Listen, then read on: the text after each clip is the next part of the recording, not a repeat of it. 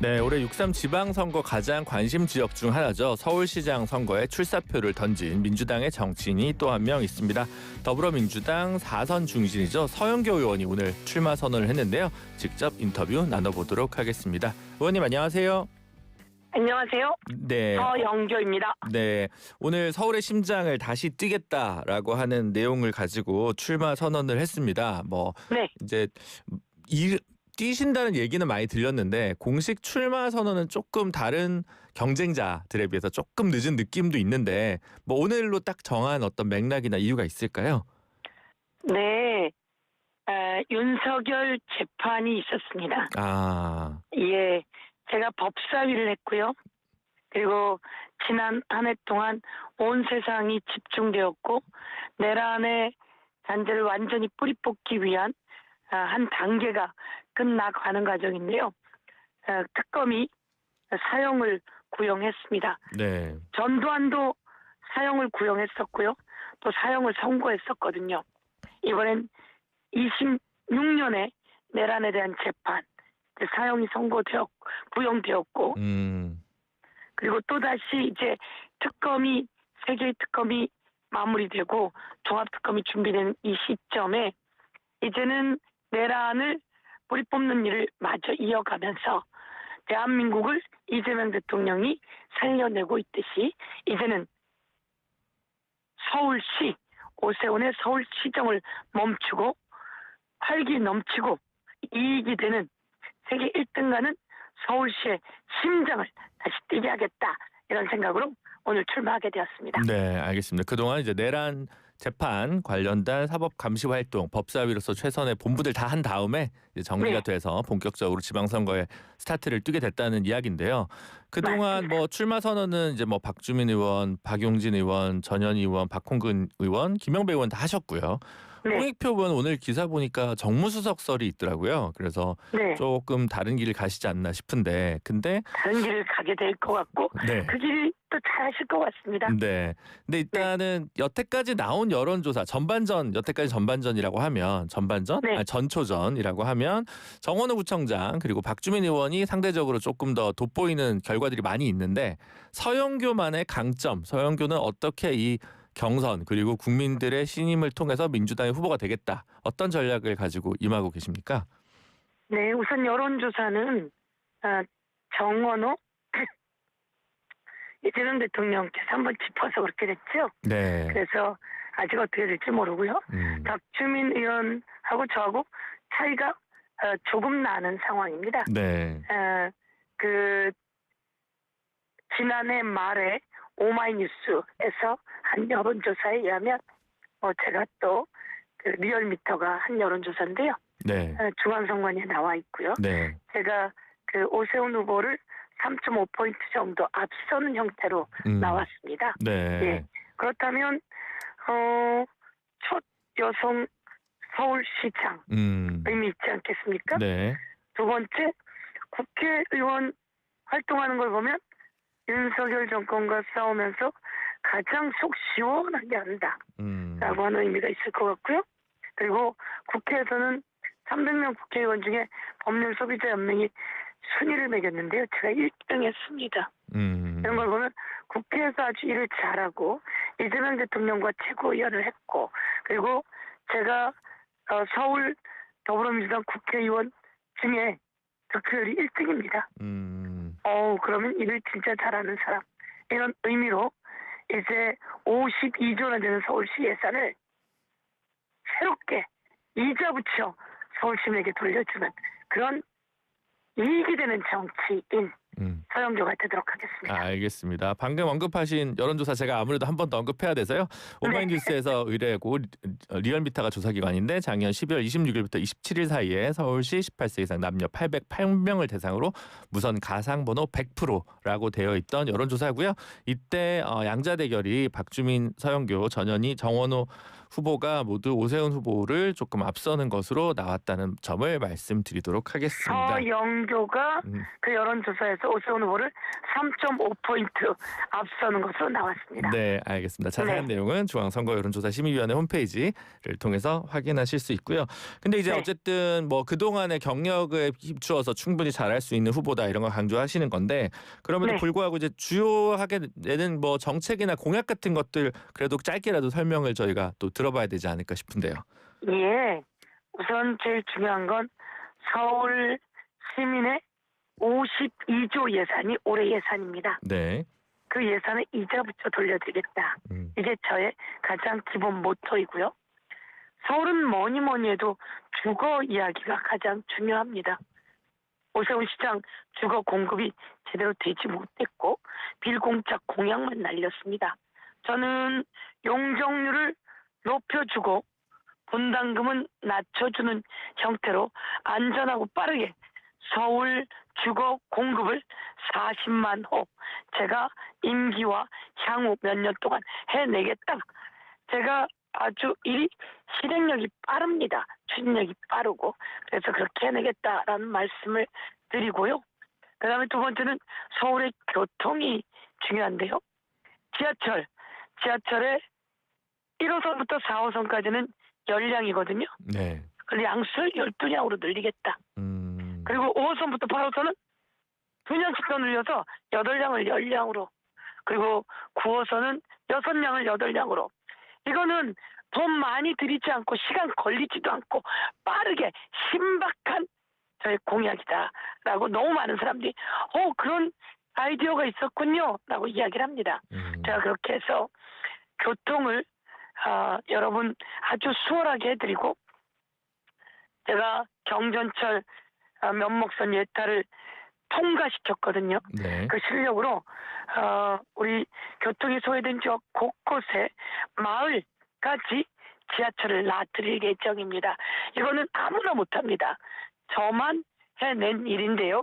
면목선 예타를 통과시켜서 지금 지하철을 기본 계획을 하고 있는데요. 그 지하철을 곳곳에 놔드릴 예정이다. 이런 말씀 드립니다.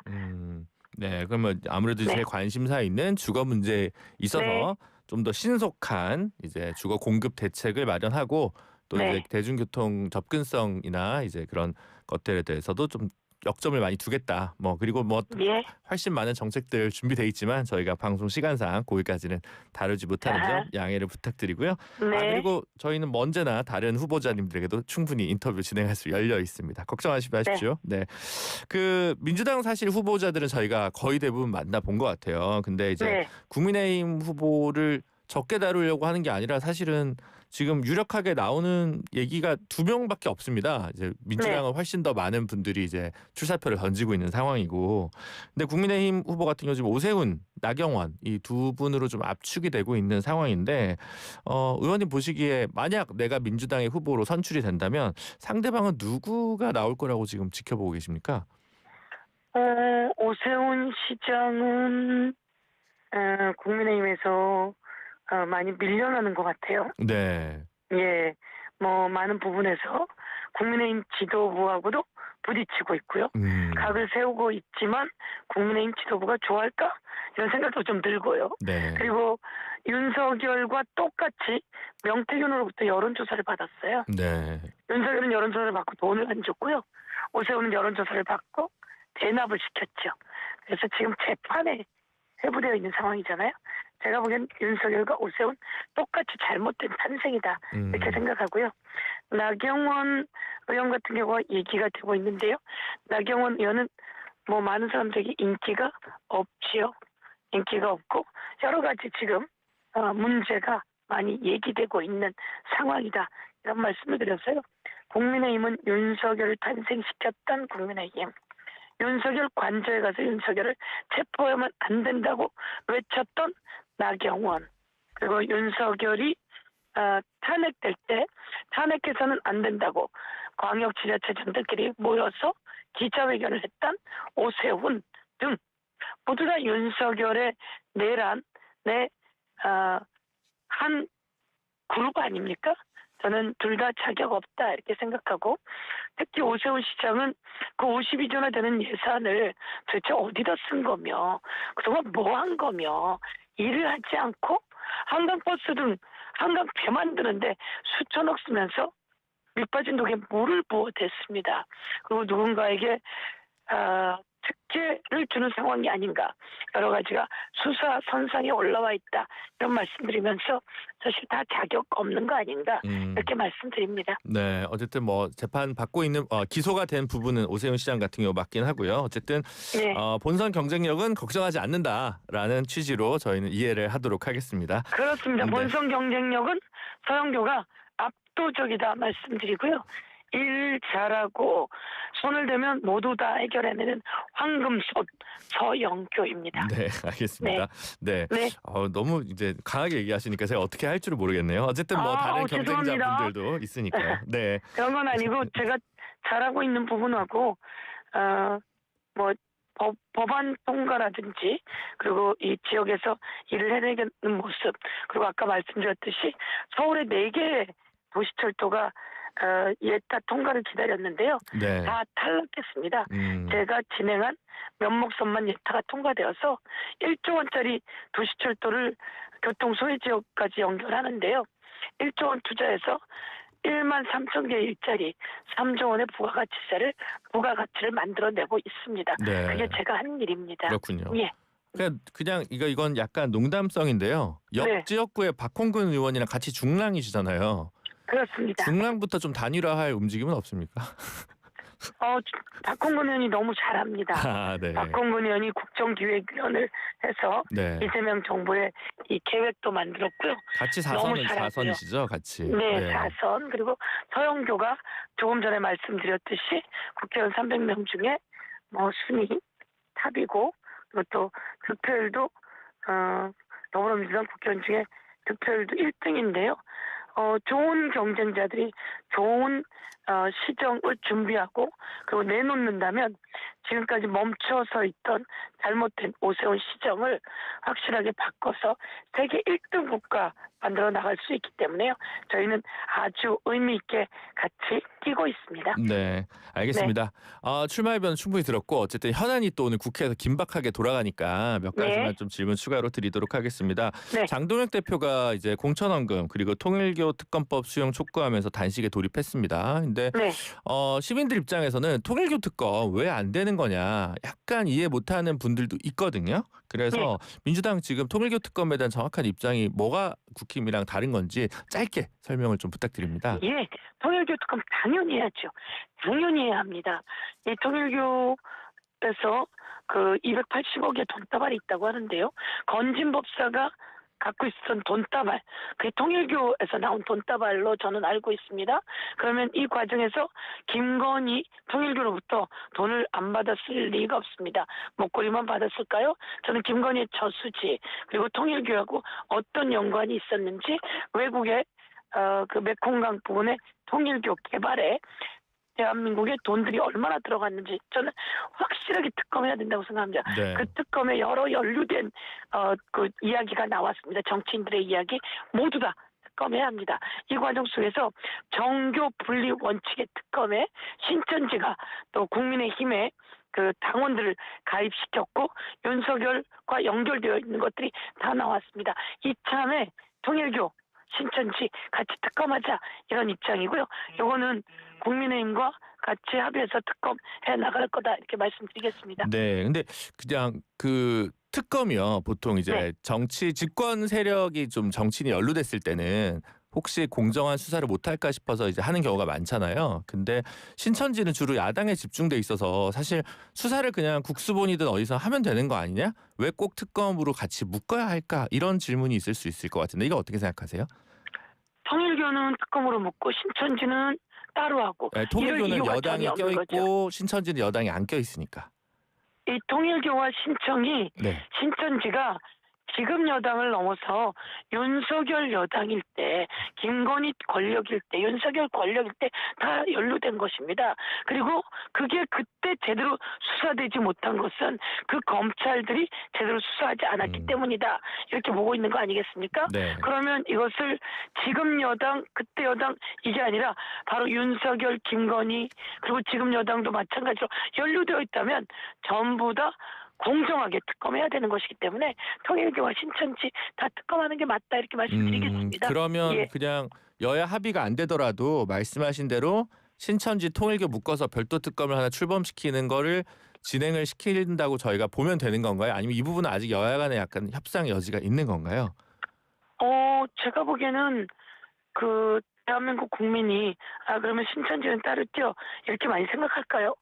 전 그렇지 않고 이 과정에서 신천지도 마찬가지로 당원만이 아니라 무슨 돈이 얼마나 어떻게 갔는지 이번 기회에 확실하게 뿌리 뽑아야 합니다.